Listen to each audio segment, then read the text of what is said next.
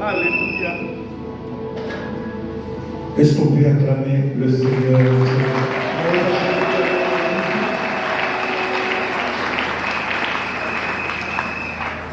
Ils m'ont donné 15 minutes. Ils ont oublié que dans les 15 minutes, là, j'ai le droit de chanter quand même. Je ne peux pas prêcher sans chanter.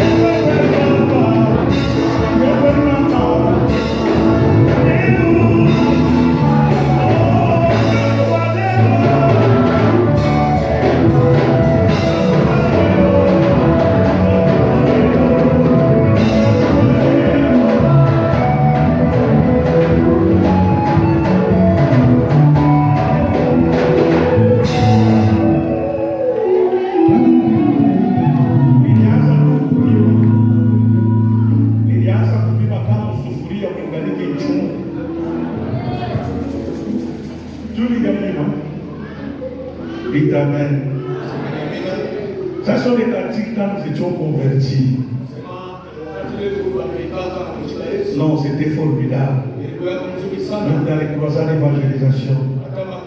J'ai béni le Seigneur pour le révérend Mouba qui a permis que nous puissions être là. J'aimerais saluer aussi tous les orateurs qui partagent avec moi cette chair. Surtout notre aîné. J'aime beaucoup prêcher quand je vois les aînés dans la salle. Les gens qui nous ont vus dans nos premiers pas en Christ. Aujourd'hui, 40 ans. Pendant que toi, je ne devais même pas connaître. Nous on chantait si vous y croyez à Yesu Bilamini na Ujana Bango. Patriarche, nous t'avons dit. Waouh. Waouh. Vous savez, cet homme, son nom c'est pas Kalumba. Son nom c'est Mandiko. Les gens qui nous ont vus naître, qui nous ont appris le ABC dans le Jésus-Christ. C'est quelqu'un que j'aime beaucoup. À chaque fois que je viens au pays, Dieu sait toujours. Partout où je fais un séminaire que je le retrouve. Quand il apprend que je suis dans le même à Kinshasa, à 3-4 reprises, il m'a assisté au séminaire à Kinshasa. Dès qu'il apprend que je suis là, il ferme son église, il me dit petit, mon tigre a possédé, je vais écouter mon fils. Quel honneur! Vous ne l'avez pas bien acclamé. Quand votre papa vous a présenté avec notre patriarche, notre apôtre, j'aimerais que vous puissiez les acclamer. Ce sont des hommes à honorer. Ils méritent double quoi? Si nous sommes ceux que nous sommes aujourd'hui, ces hommes-là ont contribué. Je me rappelle la première croisade qu'on a fait dans cette ville. 1987. Ils nous ont reçus ici. En 87. Et c'est là que je l'ai encore dit. Nous, dans cette ville, il a plu que tu n'as pas été. J'étais prié juste. Mes chaussures étaient remplies d'eau. Et c'était le dernier des chaussures que j'avais. Il y avait déjà passé 80 fois entre les mains des cordonniers. Et ce jour-là, la chaussure m'a laissé. Et pendant que je chantais, si vous y croyez, Yesu milité sur la Ujana Route. Très c'est très fort. Il a échappé à sa main. Donc la chaussure est déjà partie. Vous remarquez,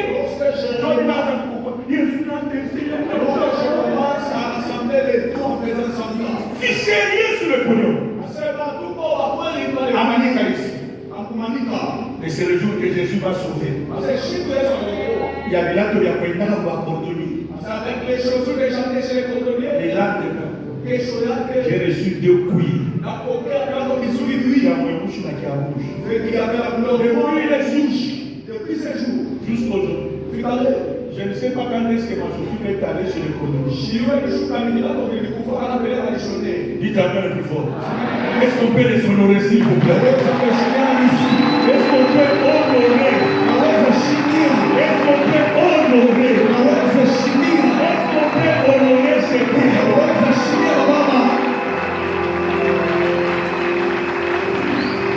Merci beaucoup. J'ai consommé déjà 5 minutes. Si ça, il n'y a pas de problème. Moi, je suis un homme de parole. Je vais respecter ma parole. Salut un peu celui qui est à ta gauche. Dis-lui que tu as fait bien d'être là. Tu as bien fait. Cet après-midi, j'ai intitulé mon sous-thème dans notre thème général qui est les 2 femmes. Le salaire des 2 femmes de Jacob.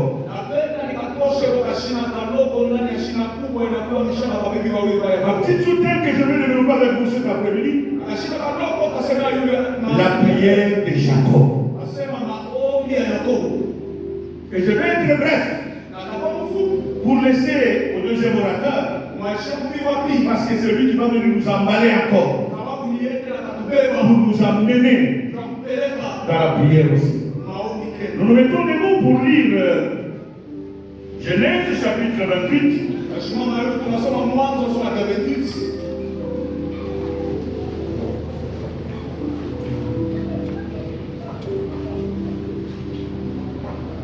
Genèse 28. Le 13e verset au 22e verset. parle. Et voici l'Éternel se tenait au-dessus d'elle et dit, je suis l'Éternel, le Dieu d'Abraham, ton père, le Dieu d'Isaac. La terre sur laquelle tu es couché, je la donnerai à toi et à ta postérité. Ta postérité sera comme la poussière de la terre. Tu t'éteindras à l'Occident et à l'Orient, au septentrion et au Midi. Et toutes les familles de la terre seront bénies en toi et en ta postérité. Voici, je suis avec toi et je te garderai partout où tu iras. Et je te ramènerai dans ce pays, car je ne t'abandonnerai point. Que je n'ai exécuté ce que je dis. Jacob s'éveilla de son sommeil et il dit, certainement l'Éternel est en ces lieux. Et moi je ne le savais pas. Il eut peur et dit que ces lieux est redoutable, c'est ici la maison des dieux.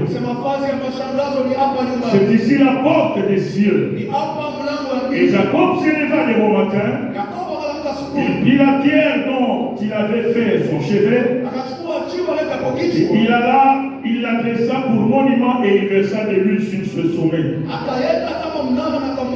Il donna à ces lieux le nom de Bethel. Mais la ville s'appelait auparavant Luz. Jacob fit un vœu en disant, si Dieu est avec moi et me garde pendant ce voyage que je fais, et s'il me donne du pain à manger et des habits pour me vêtir, et si je retourne en paix à la maison de mon père, alors l'Éternel sera mon Dieu.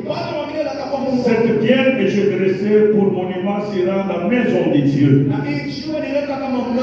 Et je te donnerai la dîme de tout ce que tu me donneras, parole du Seigneur.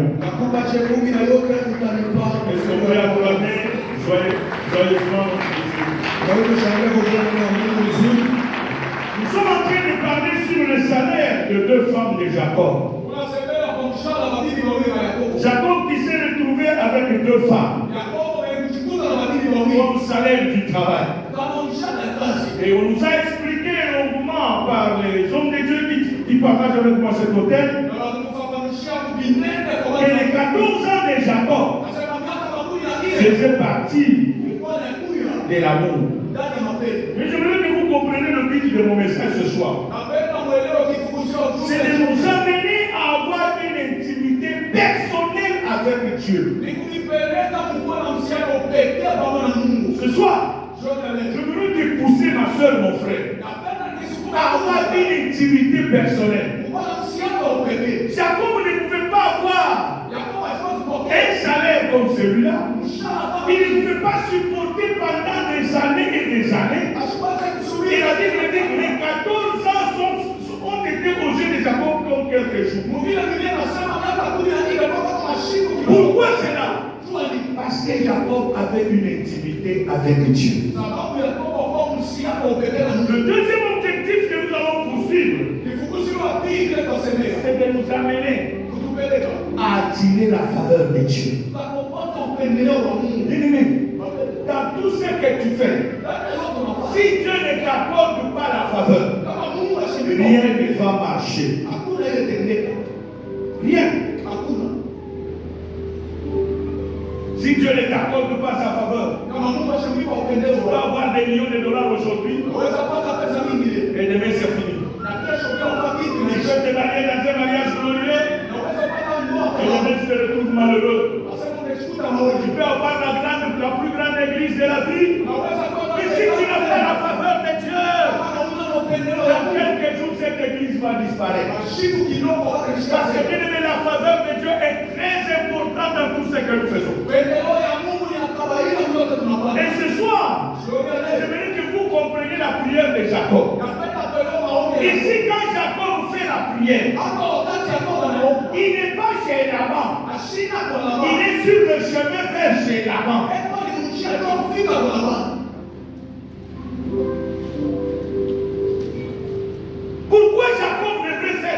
devienne. La première des choses, c'est par la définition de son nom. Son nom, c'est quoi? Usurpateur. Il a commencé à usurper la place de son frère depuis le sein de sa mère. Il a tenu son frère par le talon. Et à la sortie, il s'est comporté comme ça. Avec la complicité de sa mère. La Bible déclare, quand son père voulait mourir, et le père voulait donner la bénédiction, comme selon le plan de Dieu, la bénédiction devait être donnée au fils aîné. Donc la bénédiction était à Esaü. Il a dit un jour, comme Jacob restait avec la maman, Esaü est venu du champ, affamé, et il va voir son jeune frère. Il dit, c'est moi le potage.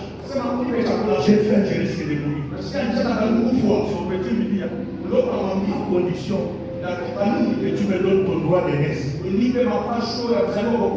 sais pas si tu t'es déjà posé la question. Quelle relation il y avait entre le repas et le droit de voir? Autre chose. Ne néglige jamais rien dans la vie. Tu risques de donner raison à celui qui n'a même pas raison. Esaü a banalisé le droit de voir. Il dira qu'elle me servira le droit d'aînesse pendant que mon ventre est quoi? Prends-le. Moi, donne-moi.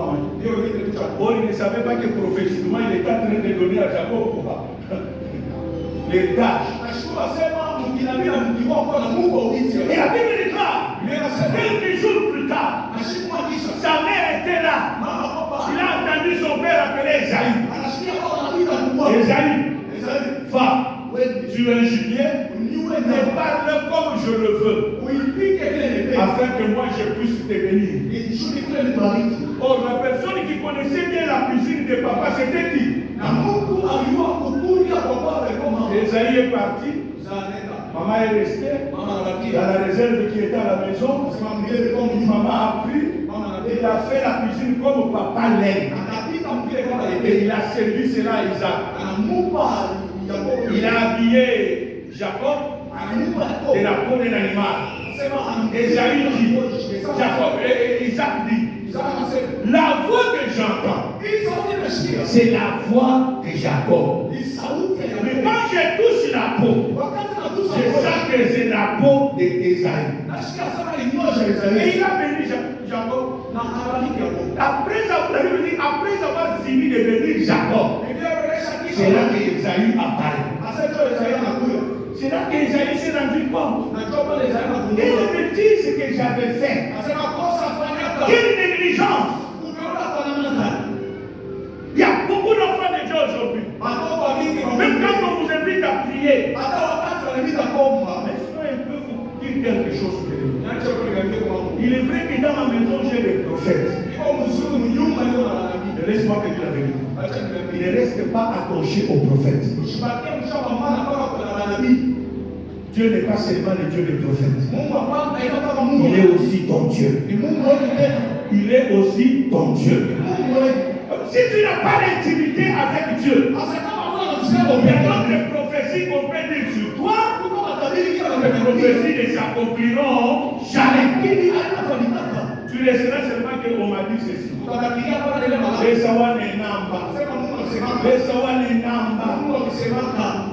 Mais depuis qu'il a des namba, qu'est-ce que tu as reçu? C'est ce jour-là que Esaü s'est rendu compte. Quelle bêtise que j'ai fait. Il a pris Jacob à main. Et Isaac, après avoir béni Jacob, il dit à Jacob, vis la grâce que tu as, la bénédiction que tu as reçue. Tu ne dois pas épouser une femme ici. Va dans la famille de ta mère.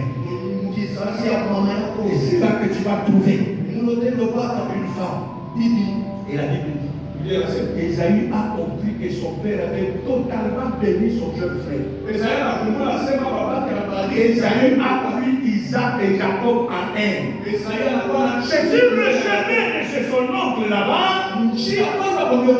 Regarde la faveur de Dieu comment elle a compris. Il se rencontre avec Dieu pendant qu'il dormait. Et quand il voit la vision, et quand il se réveille le matin, il dit que ici Dieu est là. C'est là qu'il fera la prière. Bien-aimé, si tu n'attires pas la faveur de Dieu de ton côté, je vais te dire ce soir, la prière nous permet d'attirer la faveur de Dieu à notre faveur. Prier d'abord, c'est communier avec Dieu. C'est dialoguer avec Dieu. Et d'ailleurs, quelqu'un qui ne prie pas, il dit à Dieu que je suis mieux que toi. Il montre son indépendance vis-à-vis de Dieu. Celui qui prie, il dit à Dieu, j'aimerais dépendre de toi. Oh, c'est l'unique chose que Dieu veut. Raison pour laquelle Jésus dit dans les évangiles, avant que vous ouvrez même la bouche, Dieu connaît ce que tu as besoin. Avant que toi tu ouvres ta bouche, Dieu connaît ce que tu as besoin. Mais pourquoi il n'agit pas? Il t'attend toi. Il veut que toi tu ouvres la bouche. Jacob a ouvert la bouche. Il a dit, Seigneur, s'il vous plaît, si tu me gardes sur le chemin où je suis en train d'aller, je suis en train d'aller chercher la femme de ma vie, celle qui sera une bénédiction pour moi, afin de garder la bénédiction que je viens de recevoir d'Isaac. Tu viens de me bénir de la bénédiction d'Abraham. C'est ici que je vais te dire, j'habiterai avec ton peuple. Et Dieu me veut de toi. Si tu me gardes, tu me donnes à manger, tu me donnes à boire, tu me donnes des amis. Seigneur, je serai à toi. Et même la dîme de tout ce que j'aurai là, je vais te le donner. Bien-aimé, quand vous passez au chapitre 29, c'est là que l'histoire commence. L'exaucement de la prière de qui? C'est pas quelqu'un qui a prié pour lui. Ce soir, je veux te dire, prie. Dans cette conférence de la parole, si tu ne pries pas, vous allez rester le même. Vous allez rester le même hier aujourd'hui et dans le temps. Moi, je ne suis pas venu perdre du temps ici à Colombie. Je vais à mon retour chez moi à Montréal. Témoigner la beauté de Dieu. Que le Dieu de Ménage 14 m'a visité. Mais pour que le Dieu de Ménage 14 me visite, il faut que j'ai une intimité avec lui. Quelle est la relation que j'ai avec ce Dieu-là? Au chapitre 29. Quand vous commencez cela, c'est le départ. Jacob se croise avec les gens. Il leur pose la question. Est-ce que connaissez-vous un tel monsieur qu'on appelle Laban? Oh oui, nous le connaissons. Est-ce qu'il est en bonne santé? Comme il avait prié, Dieu a exaucé, non? Et les gens, qu'est-ce qu'ils ont? Et il est en bonne santé. D'ailleurs, voici sa fille, la chair qui avance. Comme c'était dans la prière de Jacob. Si tu me donnes la paix, que je retourne en paix. Et qu'est-ce qui était la paix de Jacob? C'était la chair qui faisait la paix de Jacob. Mais quand on lui a dit, voici la chair, sa fille. Jacob est tombé dessus. Et voici la femme de ma vie. Et Rachel l'a amené chez eux. Il se présenta. Au bout d'un mois, là-bas a constaté que Jacob était plus attaché à qui? Rachel. Et il appelle un petit. Je Je ne vois pas clair. Qu'est-ce qu'il y a de ma fille? C'est comme ça qu'il lui posa la question. Quel est le salaire que je vais te donner? Il vais travailler pour toi. Pour avoir cette fleur que je vois. Alléluia. Je vais voir. La prière de Jacob a été exaucée. Personne n'a prié pour Jacob. Je suis venu te dire ce soir. Personne ne connaît ce que toi tu souffres. Personne ne connaît de quelle famille tu viens. Quels sont les lois qui sont dans ta famille? J'arrive à Kinshasa. Nous sommes en 91. La première maison que j'ai louée, il me reste combien de minutes? Les trois des gens, donne-moi 3 minutes encore, je termine.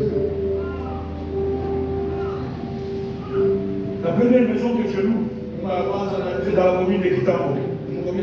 Bien aimé, l'histoire que nous avons parlé avant-hier, sur les voies du territoire, je les ai vécues moi-même. Je prends la maison. Et le Saint-Esprit me convainc que l'une des chambres soit une chambre de prière. Moi, je ne savais pas que le propriétaire de la maison, en construisant sa maison, il avait construit des fétiches pour rendre des locataires esclaves. Tu vas rentrer avec le mobilier, tu vas sortir même vite. Tous les mobiliers vont se casser là-dedans. Je suis l'unique qui s'est entré dans cette maison à cause de mon intimité avec Dieu. Chaque fois, je finis à 1h du matin. J'étais en prière. Je priais. Je priais. Je priais. Les voisins allaient m'accuser chez le propriétaire. Oh, les pasteurs que tu nous as mis dans la parcelle ici, nous n'arrivons pas à dormir. Oh, bien aimé, moi je ne savais pas qu'est-ce qui s'est passé dans la maison. Ma prière m'a sauvé moi.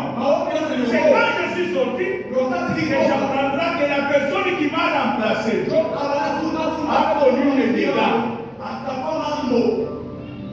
Chaque soir, lui et sa femme, il révèle un monsieur du nom de Grégoire. Il entrait, il va à la cuisine. S'il y avait le repas, il prend le repas, il est avec la table, il mange, il laisse les assiettes et il sort. Quand il sort, le monsieur se réveille. Il vient au salon, il trouve ça. Ils sont allés voir le monsieur. C'est pas dans ta maison. Il n'y a rien. Ils sont allés voir les prêtres catholiques. Les prêtres sont venus, ils ont fait des prières. Rien n'a changé. Le dégât termine par là. C'était un jour. Leur fille aînée était pendant les moments des femmes. Écoutez-moi bien dans le Seigneur. Grégoire est entré. Moi, quand j'étais entré, il n'y avait pas de plafond, j'ai mis le plafond, j'ai mis les portes à toutes les portes. J'étais convaincu que le jour que je vais sortir, il va me rembourser l'argent. Il a refusé de me rembourser.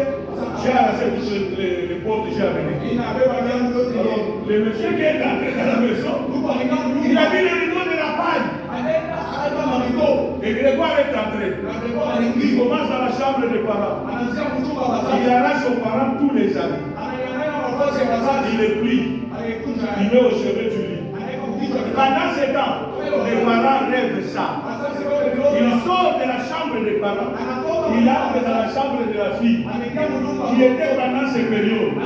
Il lui arrache tout. Et ses garnitures, il plie ça, il met au chevet du lit. Quand il sort, c'est la fille qui se réveille en première. Destination? Hein? Destination? La chambre des parents. Tu vas trouver les parents dans quel état? En habit d'Adam. Le lendemain, ils ont quitté la maison. Le voisin à côté, sa femme a accouché un enfant. 2 semaines plus tard, le grand frère de cet enfant avait 2 ans et demi. Maman est sortie puiser l'eau dans la parcelle. Celui de 2 ans tire son petit frère. Et le petit tombe dans un bassin d'eau. Le bébé meurt. C'est là qu'on m'appelle. Oh, nous avons été. Je viens pour sympathiser. C'est là qu'on m'informe tout ce que j'ai dit. Et tout le monde sont venus pour demander pardon. Le pasteur pardonne. Nous t'avons fait sortir de cette parcelle. Oh, c'est toi qui nous sauvais la vie. Et ton intimité va te sauver la vie. Et Dieu bénisse sa parole. Mais pas de papa, motema nanga etonisami nakosala na yo aba papa molimo mwanga ezoganga olu